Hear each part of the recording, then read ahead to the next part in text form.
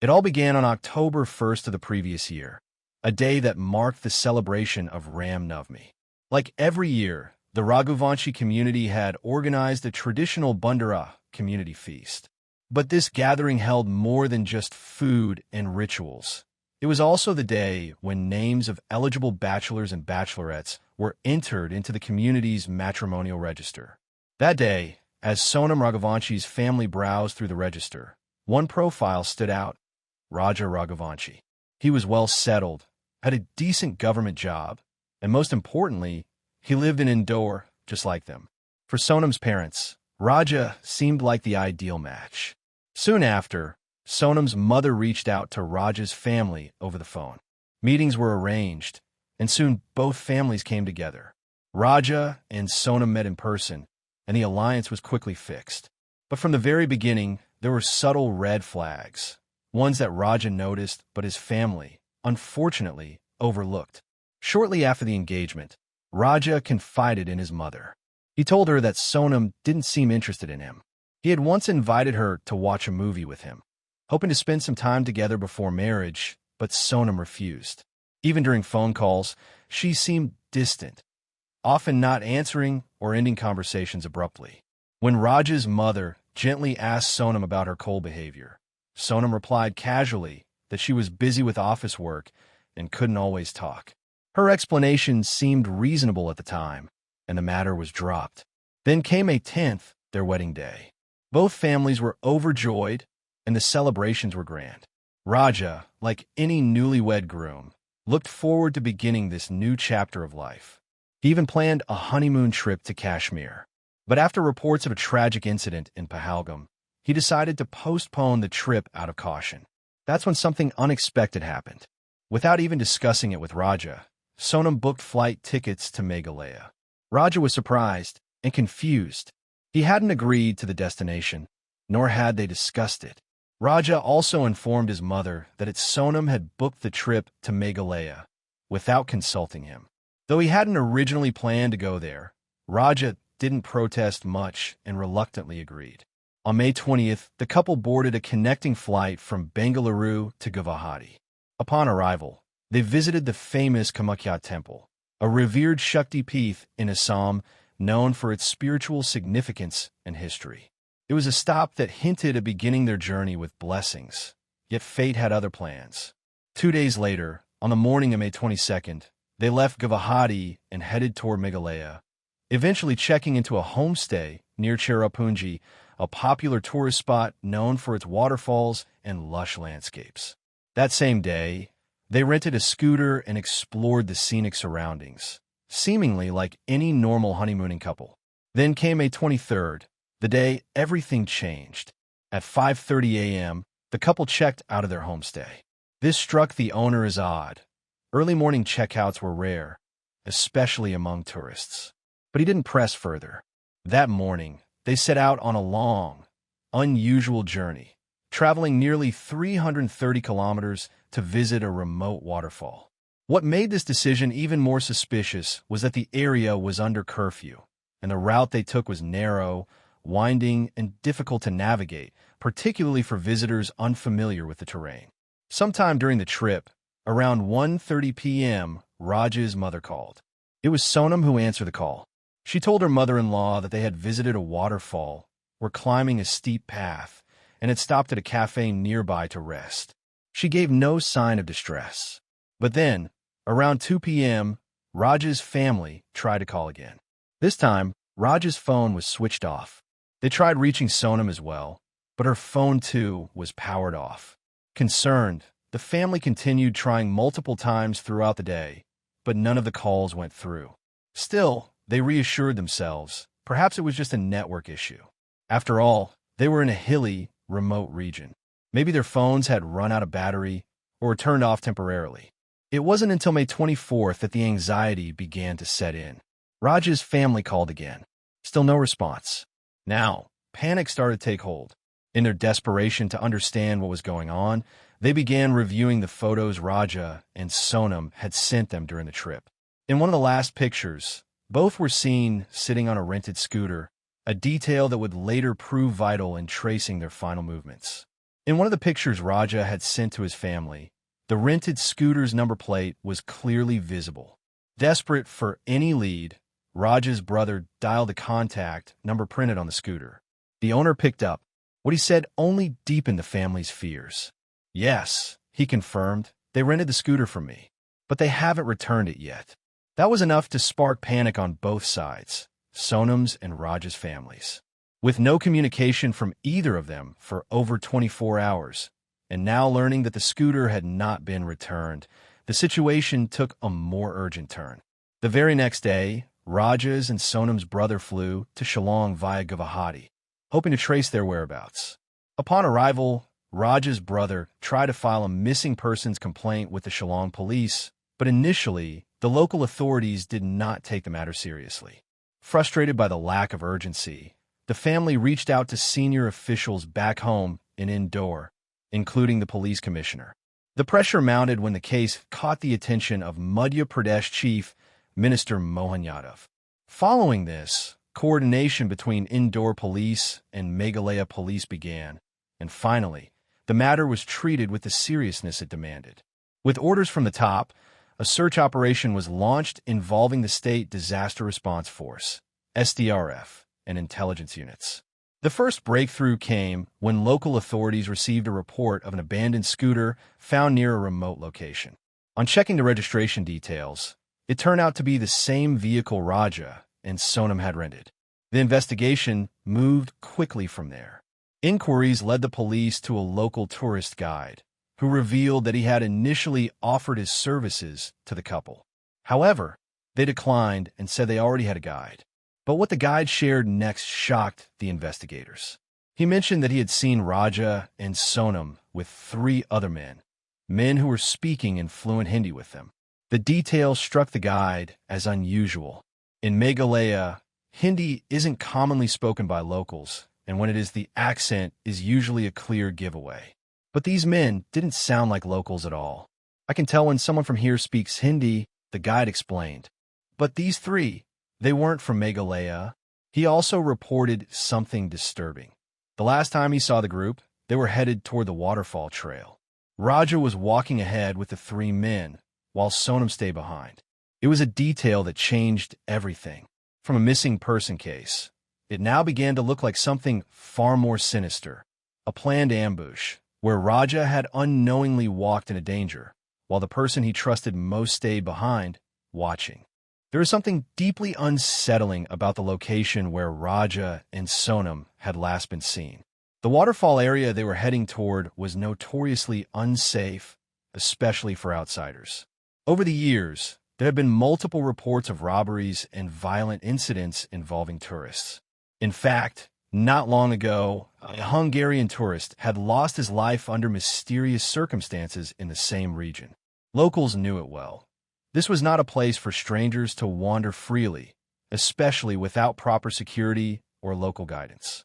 So, when Raja's brother and Sonam's brother arrived at the site during their search, the first thing the villagers told them was clear: do not spend the night here. It made everyone wonder, how did those 3 unidentified men agree to accompany Raja and Sonam into such a risky area? What were they doing there? And why had Raja agreed to go with them? Despite the seriousness of the situation, the police still had few concrete leads, until May 27th, when investigators made a disturbing discovery. 2 backpacks were found discarded deep in a hilly area, far from the spot where the abandoned scooter had been recovered. Their location raised new questions.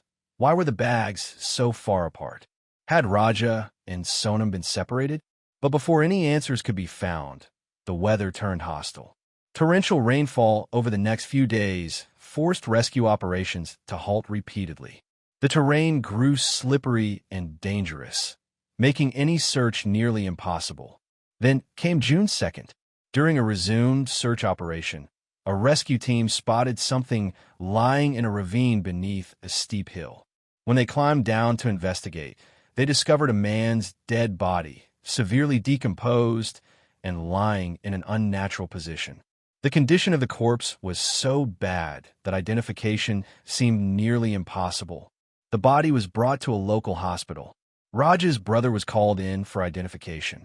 But as he stood there, looking at the unrecognizable face, he found no familiar features to confirm it was his brother.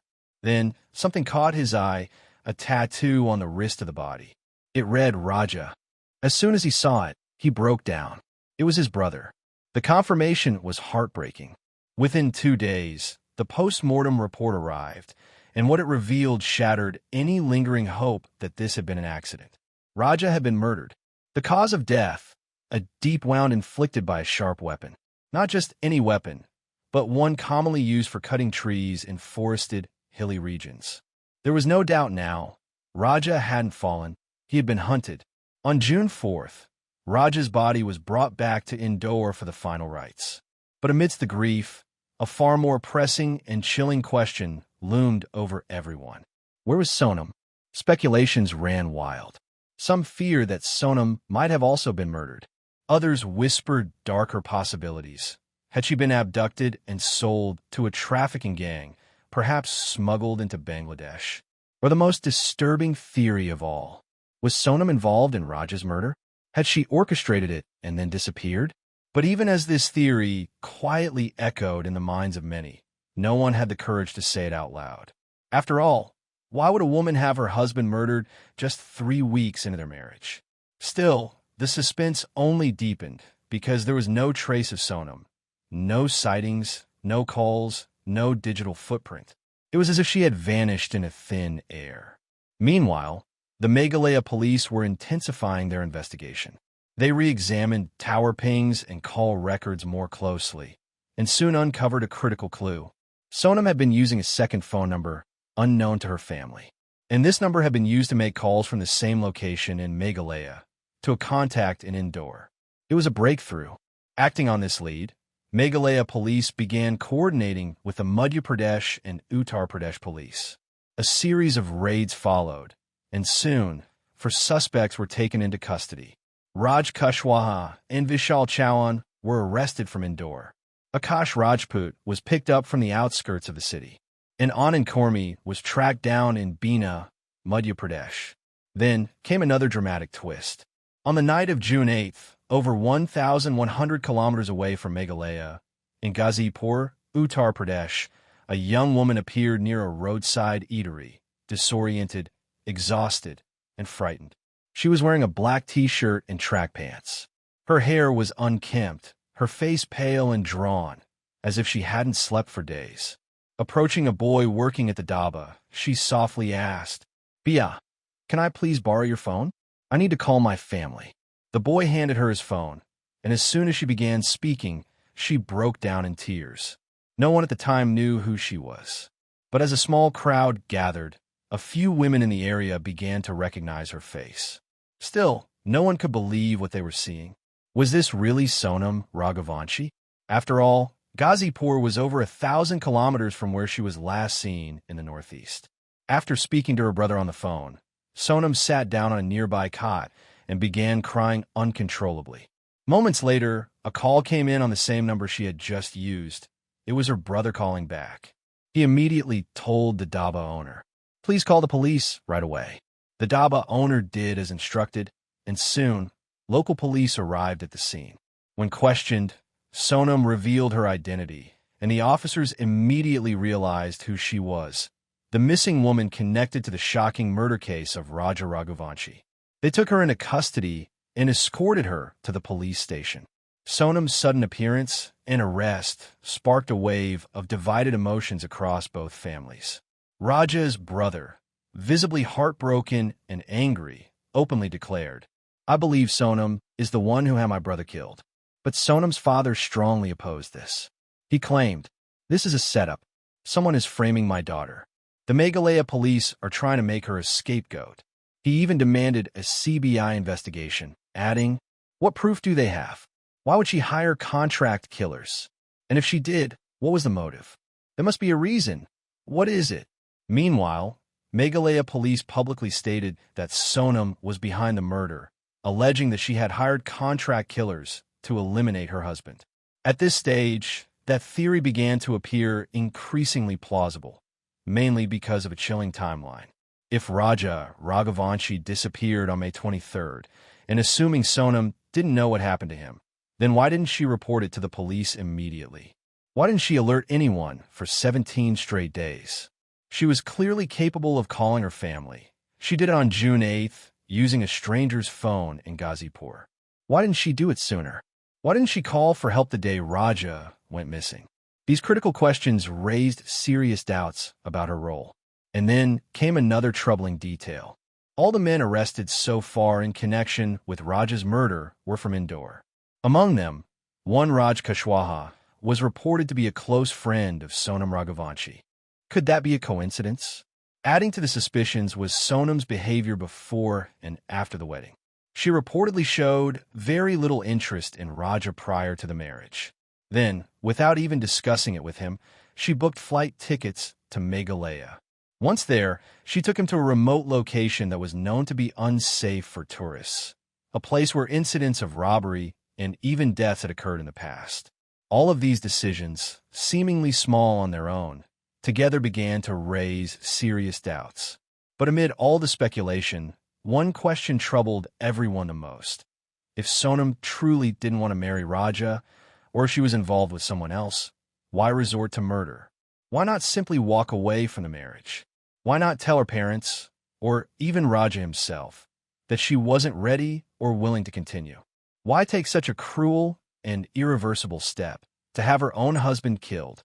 After all, Raja had done nothing to deserve this.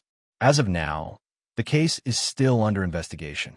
Sonam remains in police custody, and several key questions are still unanswered. Was she truly the mastermind, or just a pawn in a bigger conspiracy?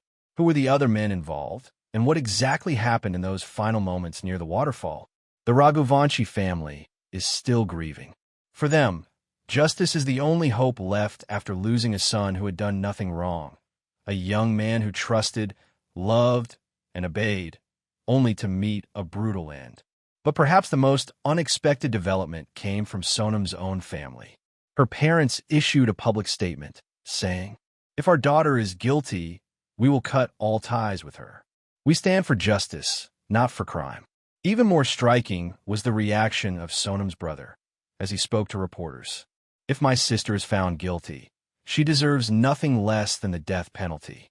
Raja didn't deserve this, and I will stand with Raja's family for the rest of my life, because they have lost their only son." And so, the case continues.